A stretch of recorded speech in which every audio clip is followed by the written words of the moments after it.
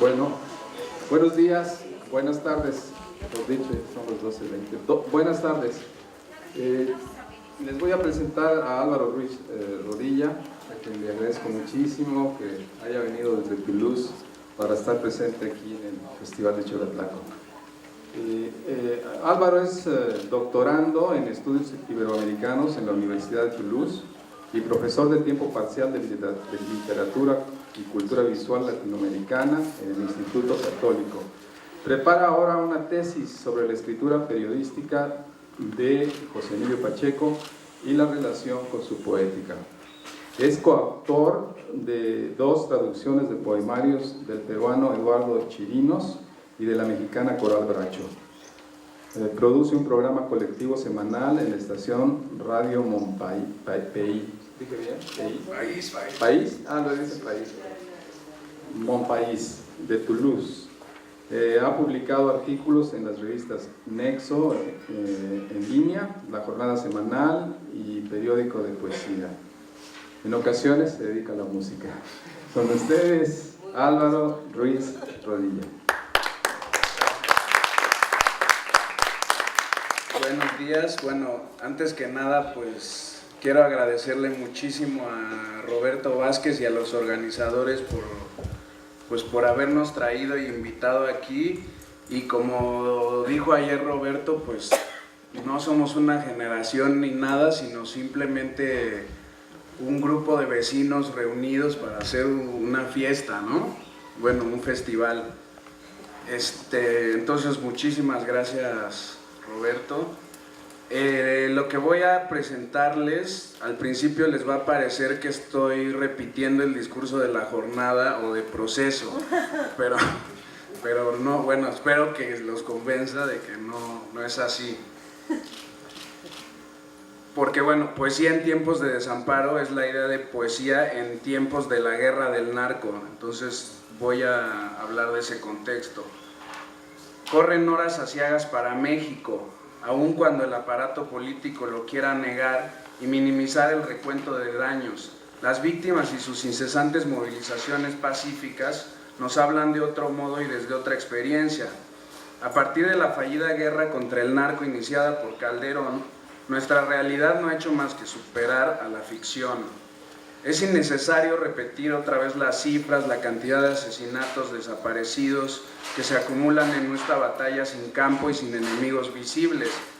Al fin y al cabo, ninguna guerra es anónima, y como decía Julián Levarón durante la Caravana de la Paz que empezó aquí en Cuernavaca y que recorrió el país en 2011, yo vengo a marchar para gritar que todos los muertos son hijos de alguien, no son piedras o números. Imagina a los padres y las madres de toda la gente que está muriendo en México.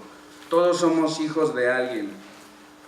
En aquel 2011 pareció que México había despertado de pronto de un letargo infernal.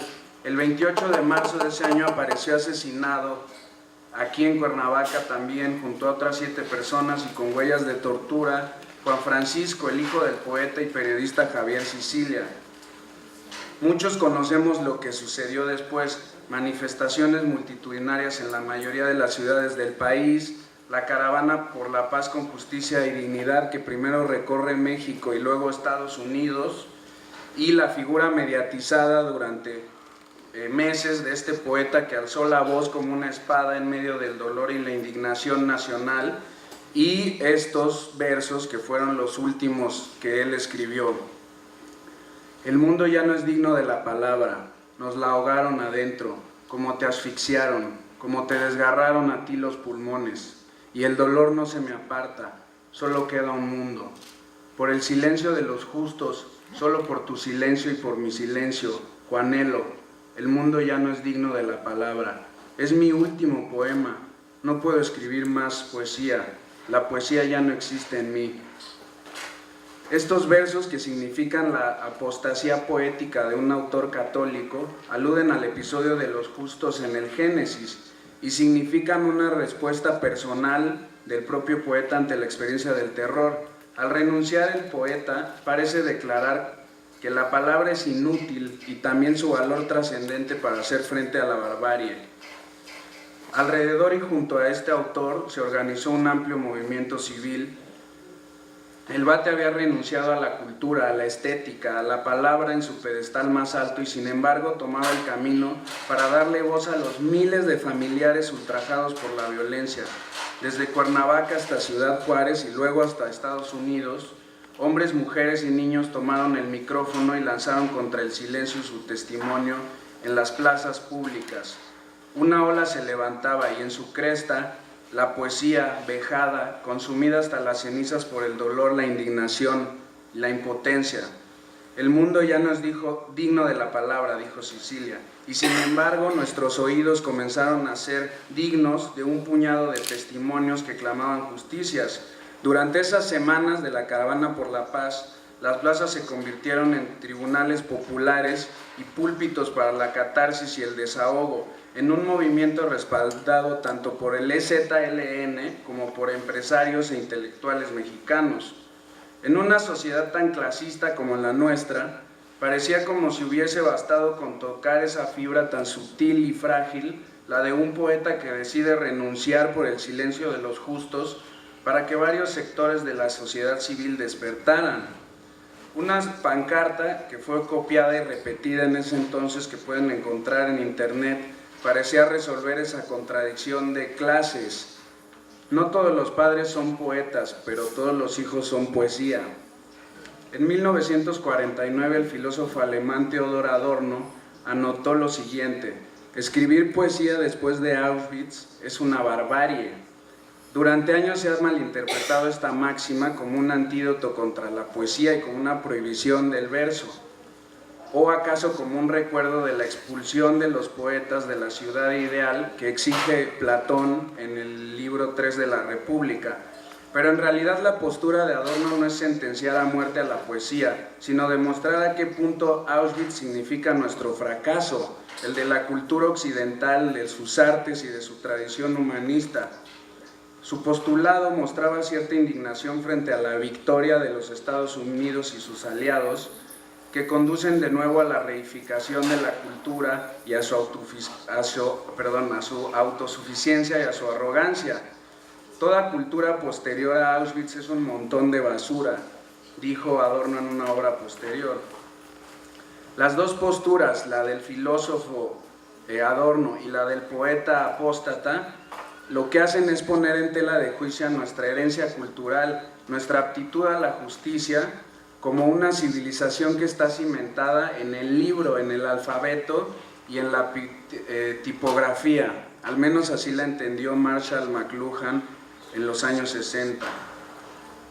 Para él la escritura fonética y la disposición visual irrepetible del pensamiento en un orden horizontal, es decir, la lectura y la escritura, son la primera y la más definitiva revolución tecnológica de la humanidad. De ahí que hoy seamos bastante incapaces de señalar los límites de nuestra propia destrucción y los perjuicios de nuestra historia cultural. El mismo Cecilia estaba en esta contradicción. En una entrevista con La Jornada señaló en 2011: la palabra poética se cumple en el espacio público. Mallarmé decía que el poeta es la voz de la tribu. Ante el utilitarismo del mundo moderno y el arrasamiento de la economía sobre la vida humana, es el poeta quien convoca el etos y el alma de un pueblo. A través de la voz del poeta se dice el pueblo. De alguna forma todo lo que ha sido esta protesta y movimiento es la devolución de la poesía al espacio público. Eso decía Cecilia. ¿Qué significa entonces este regreso al espacio público? Que el recital poético y la poesía recuperen ese espacio y se reconcilien con su función cívica y política. Bueno, para empezar habría que señalar de qué tipo de poesía estamos hablando, es decir, qué géneros poéticos pueden ser la voz del pueblo y ser el etos, y por lo tanto redimirnos de las acusaciones de Adorno y también de la renuncia contemporánea de Cecilia que nos llega directamente. Hay una primera frontera engañosa y difuminada, que es la que se dibuja entre poesía culta y poesía popular. Para mucha gente, trazar esa demarcación equivale a ver el mundo a través de un prisma muy estrecho, es decir, que la lucha de clases se superpone a los géneros literarios, ¿no? Con la poesía culta y popular. Esto es además un lugar común de nuestra sociedad, en la que la poesía culta es poco leída, es odiada, tachada de hermética, de inútil, elitista, o bien, para decirlo con los versos de un poeta, que es José Emilio Pacheco, la poesía es una risible variedad de la neurosis, precio que algunos pagan por no saber vivir. De espaldas a la realidad social y política, ciega las miserias de este país. La categoría ambigua de poesía culta aún nos dio ejemplos de cómo puede tomar la voz del pueblo en circunstancias que nos abisman en la abyección y en lo indecible, como por ejemplo estos versos. La limpidez. Quizá valga la pena escribirlo sobre la limpieza de esta hoja. No es límpida, es una rabia, amarilla y negra, acumulación de bilis en español, extendida sobre la página. ¿Por qué? La vergüenza es ira vuelta contra uno mismo. Si una nación entera se avergüenza, es león que se agazapa para saltar. Los empleados municipales lavan la sangre en la plaza de los sacrificios. Mira ahora, manchada, antes de haber dicho algo que valga la pena, la limpidez. Estos versos de Octavio Paz fueron publicados a 2 semanas de la matanza de Tlatelolco e inician una serie de protestas poéticas en los meses siguientes al 2 de octubre.